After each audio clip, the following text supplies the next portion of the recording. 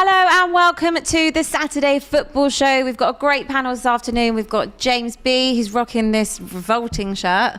What's wrong with it? It's quite cool in the retro side of it, but it's just still... Do you know what we achieved in this shirt? I don't care what you achieved in that shirt. Okay, I don't either. Exactly. but it's retro and yeah. I like the retro side of it. I just hate that badge. Phil Alley's back and joining us. We're gonna talk everything about what just happened at Anfield in a sec. Neeks is joining us. You all right? Thanks for having me. Are United in a title challenge? Here we go. Here we go again. Gotta get in early. Me and Abby's got some unfinished business. We've got lots of unfinished business for your Neeks, going back from last season, but we're going to get to that. Lack of quality, like both teams looking like they lack a bit of identity as well. I think Liverpool should be even more alarmed, getting absolutely schooled by a mid-form Chelsea team, to be fair. Chelsea actually looked like the more dominant team, had the better chances. I thought when Mudryk came on as well, I can't lie to you, he looks a serious problem. How good was he? Or how bad Liverpool? No, I'm not doing that. I'm not doing that. People like you, they always want to take the shine away. I'm going to give the shine because it's debut, and debuts are never easy. And I think when he came in, that game needed someone like him, and he gave it what it needed. Honestly, he was lucky not to get a goal, in my opinion. He had three kind of semi-good chances, one that fell to him at the back post. But I think Chelsea easily should have walked away with the 3 points, in my opinion. They had the better chances, but... Good God, was that a tough watch? So we tell you a little story. Back in 2017, I was watching Watford versus Arsenal. This was the Cojones game. Okay. You know the one. Yeah. And the 11 came out. This is before we lost the game. The 11 came out, and it was something like whoever was in goal, Ospina, Szczesny, Czech, whoever it was. And then we had a 3-4-3. It was Koscielny, Mertesacker, Monreal, Kolasinac, Xhaka, Elneny, Bellerin, and then I think Iwobi, Welbeck, Lacazette. And I remember going into that game, looking at that lineup, going, "This isn't Arsenal. This isn't Wenger. Like a back three, two holding midfielders, no tens, no creators. Where's your combinations? Where's your no quality on the wings? You know, we used to have Clichy and Sanya even in our bad days. Like, yeah. And I looked at that and went, that's where it went wrong. Like that was the day I was like, it's done for Wenger, because even though it took me a while to get to the point where that's when James brought out the banner. By the way, Brighton are 1-0 up. Matoma with the goal. I actually think they do go above us, by the way, on goal difference. I know. I didn't want to. Oh, is it? No. I could see it, but I didn't want to say it out loud to him, man. Guys, I wasn't going to admit it. Guys, I knew my maths is not as bad. Hey, I'm an accountant. I knew. And Bournemouth have scored. Jadon Anthony. Been linked with Arsenal this week. Jadon Anthony. The wrong answer. Okay, we've had 2 goals, 2 minutes. Bournemouth 1-0 up against Forest, and it's like Brighton Jadon Sancho and Anthony 1-0 up over Leicester.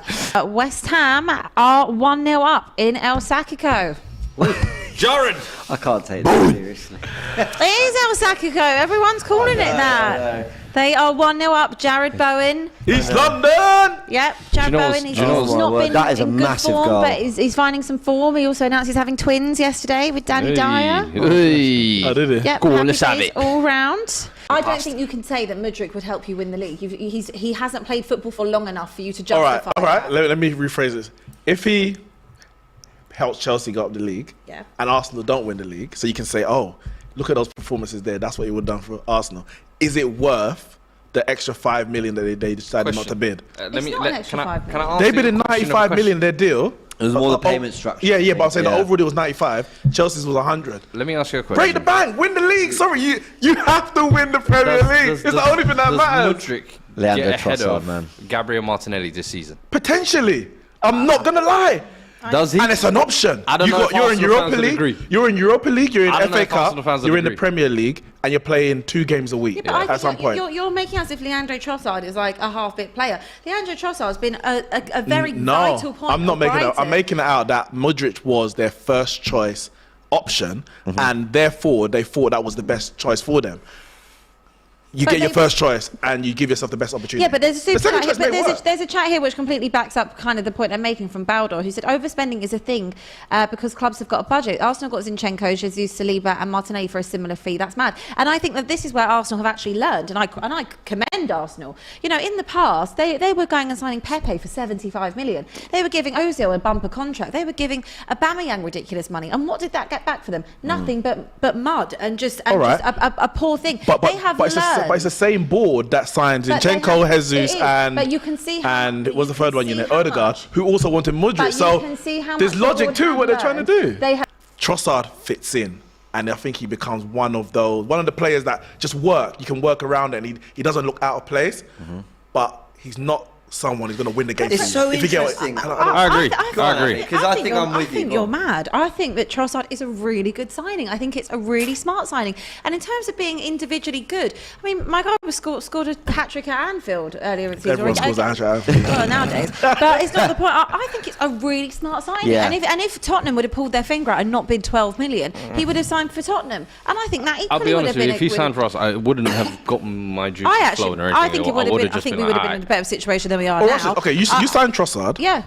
He doesn't start for us. Trossard only starts for you now because Son's been so bad. Facts. But not been peak. Son at his best, Kane, Kulusevski doesn't get in. He comes in and helps out, and I think that's really what I think. I'm not bothered about what's going to happen in 3 months. I'm talking about now, and I want need to have someone in now that can create something and that can put the ball in the back of the net. And if I look at how Tottenham are, they're completely unbalanced. You're literally playing with 8 players that can do something because Son, Lloris, Dyer, Emerson, if they're in the team, you're already 4 down. You might as well have 7. So you're already at disadvantage. I don't care if he's £10 million or he's £100 million. I think he would have been a good signing for you. To come in that can do a job straight away. I think he would have been a good signing for a lot of teams in the top 6. Arsenal so much. This is ridiculous. I think it would have been a good signing. I think he's a really good signing. But if you put Modric and Trossard, for 20 minutes. He's 21 years old. But for who? But for who? Chris, come on. I had a question actually. This one's for you, Fuad. There's not much really splitting United, I guess, in Arsenal at the moment, other than kind of the league positions. Yeah. The most important thing. I want to know who you think has been the better manager, Ten Hag or Arteta? As much as I want to say Ten Hag, I have to say Arteta, to be fair, because I don't think anyone saw the improvements, especially after back-to-back 8th place finishes. Don't get me wrong, I saw the All or Nothing documentary preparing all my jokes, and it was like, I couldn't find any.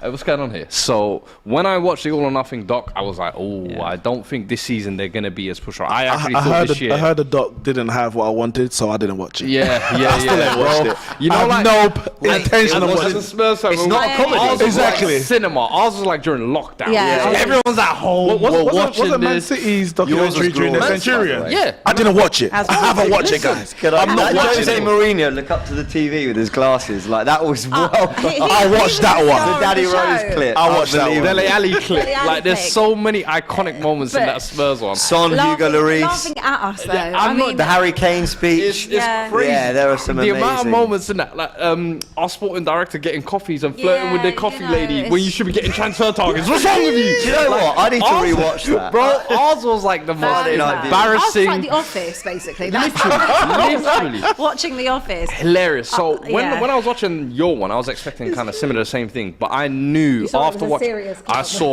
I looked at it and I was like, no, Arteta's a serious manager, and the players have really bought into what he's saying.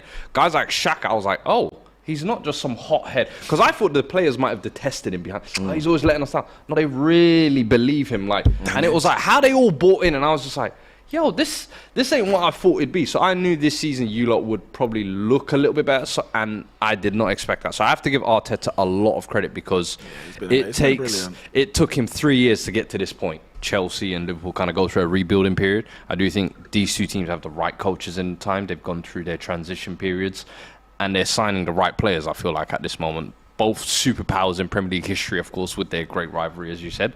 I think now this is kind of like almost a taste of what's to come, I feel like. Could we go back to the Arsenal United battling for the title? Of course, you'll always have City in there as long as Pep Guardiola's there. I don't think they'll ever go away. But seeing that dynamic come back in, as you said, move away from kind of the banter Classico and Twitter Classico to actually it meaning something. And it's like, that's what it's become, literally, because they're the two biggest fan bases online, and it's like constantly going back and forth. But now it's like the teams can actually go back and forth. And it seems like both fan bases are actually behind their clubs. They're both loving what they're seeing at their club, both on the pitch and off the pitch. So it's a weird time to kind of have this game. It's like both of these teams loving everything that's going on. I will say, do you know why Tottenham is so fascinating, right? Because you're playing Man City on Thursday night. It's a win-win, really. If you win the game, brilliant. You've won at the Etihad. if you lose the game, well, you haven't done Arsenal any favours, and that win-win. Watch our reaction. But you turned it into a lose-lose because you actually took the lead. You tuned it up. You're like, okay, this might be doing Arsenal a favour. But at least we get the win. Our season started again, and the chase for top four. We're going. Oh, we've lost 4-2. That's brilliant. I mean, there was still a win in there, but it didn't help you. You actually had to internalise the idea that Arsenal are going to be 8 points clear. This is unbelievable. And then lose the game anyway. Watch us on the watch along. We were 2-0 up, and we were saying, "Watch, it's coming. It's coming." Robbie was excited. Everything when those goals were going in. I was sitting there. My face did not move. I was like, "Yeah, it's not going to stay like that." And then we just looked at each other when they got the quick one straight after, and we went. As soon as the first went in, I said, if they get a goal within the first 5 minutes of the second half, I said, this is they're caving. Unravel Boom. FC. 3 within 5 minutes, I said. Do you know the worst thing about it? Actually being serious now, can I swear? Such shit goals. Yeah, sorry. Continue what you were saying. I do think he definitely has to take blame, and especially this season, because a lot of the big games as well is where I've been disappointed. Where I expected, you see, like the one thing I will say with Jose, for example, I knew when we went up against the top 6 sides, I was like, these lot are gonna suffer today. They're either gonna leave here beaten up, or they're gonna leave here not with all the points. With Conte, I almost feel like, all right, we're playing 5 at the back, but we still look soft. It's like worse. Even our counter attack doesn't look as devastating and deadly as it used to. Like it. And I will say, look, Son falling off a cliff hasn't helped or whatever, but it's like, okay, cool. Son's fell off a cliff. Can you at least start Richarlison? Yeah. He's not even doing that. So that's he drops on. He scored a hat-trick off the bench. Back in the starting lineup There was forever. absolutely nothing to warrant Son starting every single game this season, bar that. And I just want to mention something I saw on a tweet last night, because I saw someone say, well, when everyone's saying to try a 4-3-3 formation, but when we did that, we only beat Brighton and we beat someone else and we still lost the other games. Okay, that might be so, but your persistence with playing this kind of 5 at the back, you're actually leaving your defence more open, because Conte said he does that to protect the back. You're not, because you're effectively playing without a midfield. Facts. And we saw the other night Eric Dyer actually trying, pushing up to try and be in midfield and then getting caught out with the ball over the top. How do you think Romero was getting skinned on the weekend? Exactly. So you might say, people on Twitter, you say,